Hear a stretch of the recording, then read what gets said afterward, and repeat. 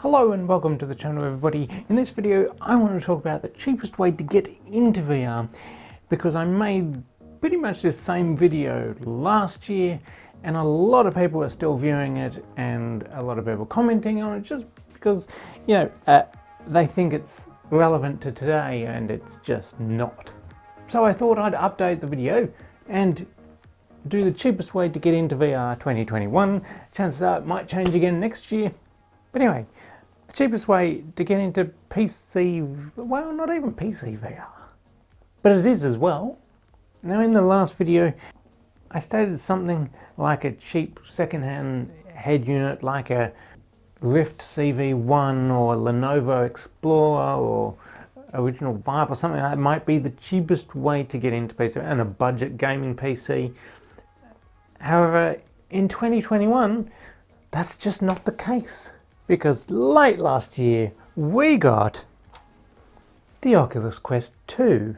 And the Oculus Quest 2 changed the game. And this would now be the cheapest way to get into PC VR in 2021. This starts from just $299 US. However, even though it does start at $299, I do recommend getting this Elite strap. It makes it a lot more comfortable. You don't necessarily need a gaming PC with the Oculus Quest 2, and because this is one of the most sold headsets right now, everybody's making games for the Quest platform, and that's going to continue to happen over the next year or foreseeable future. At this particular point in time, it just doesn't have any competitors in the all-in-one segment that are actually doing any well. For this price, for this quality of vision, the visual quality is really good. It's got a form of IPD adjustment, not as good as some headsets like the Cosmos for instance, but it'll still do a mostly good job for most people. However, if you're over 70 IPD, I probably wouldn't recommend it, or even at 70 IPD really. But this has more adjustment than most headsets. Now this will come with an elastic strap. In my opinion, it tends to sag a little bit more with the elastic strap, and it's just more comfortable with the Elite strap. Now of course, in that $299 price, you also can't just connect it completely to a PC. Well, you can. Through Virtual Desktop. I'm not going to go into the details on how to set up Virtual Desktop, but you need quite a good modem for that, or router for that, so that you don't get lag in the headset. Also, it will consume, if you hear sounds, that's the kittens. I just gave them some mice to play with, and they're running amok out there. Anyway, so you can play wirelessly via Virtual Desktop with your gaming PC, powering it to a certain extent via Virtual Desktop. However, what a lot of people actually use, because it helps charge the device as well, is the Oculus Link cable. Now the Oculus Link cable, the official one at least, is a fiber optic cable that just plugs right into the side of the Oculus Quest 2 headset. See a little USB-C there? And then the official cable then plugs into a USB-C slot on your computer. These are reasonably expensive cables, but they are light. You can move them around quite a bit, and you can't feel it tethered to your face as much as some of the aftermarket cables that are much cheaper. However, if you are after a reasonably cheap Oculus Link cable that in my experience has the exact same output into the headset in form of data rate and all that, I've got the AM-VR cable here, quite a thick cable, pretty stiff cable, USB-C, and USB-A end, so it'll fit into more computers if you don't have USB-C. In saying that, you can use an adapter, but this will go straight into your PC. This one is cheap, like a quarter of the price. I'm not going to mention prices too much because it's different in every country.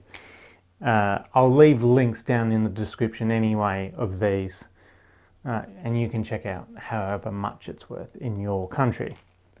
Value for money, this AM-VR cable is very good in my opinion. The only downfall is it's big, thick, heavy, stiff. This cable is probably actually a little bit more resilient than the official Oculus Link cable, because that is a fiber optic cable, and if that snaps at any point, then, well, game over. So this might actually be a little bit stronger. Maybe. Not tested, just an assumption. I do recommend using USB 3.1 with Oculus Link. You'll get the best data rate and all that sort of stuff. You'll get the best visual quality with using that. Obviously with the Oculus Quest 2, you don't have to connect it to a PC though. You can just download the games from your phone if you wanted to. Get it up on your App Store or Google Play or something, and then send it straight to the headset and you're off playing without the need of any expensive... Maybe you don't have a gaming PC, and you know, this is going to be a lot cheaper for you. Because even if you get a cheapo, let's say, Lenovo Explorer for $100, if you don't have a gaming PC, then you're still going to have to spend like $1,000 or whatever to get a PC to power it. This one has a Snapdragon XR2 chip and tends to power itself. Graphics aren't quite as good powering off the XR2 chip compared to a gaming PC, but it's still good. And this will give you a really good indication of whether you even like VR or not, if this is your first entrance into VR. It does have its own little speakers in here, but I do probably recommend using a headphone jack and putting on some headphones. The Oculus Quest 2 comes with these little nifty controllers, which are quite sturdy in your hand, and in some of the testing I've seen, reasonably strong. Even when they're thrown, they don't tend to break, which is good. The downfall to the Oculus Quest, however, is the fact you need a Facebook account. Some people don't want that. Then maybe you have to go back to my last video. Oculus is really making the cheapest, best value for money headsets right now, in my opinion. Some stores may still have the Rift S in stock, which is a completely PC powered headset, but that runs off a DisplayPort and a USB. If you don't have a DisplayPort, don't buy one, and obviously cannot do standalone. Now the Rift S, you might be able to pick up secondhand for reasonably cheap right now, and obviously is an option amongst all this. However, even though you didn't need a Facebook account with the Rift S initially, you now do as well.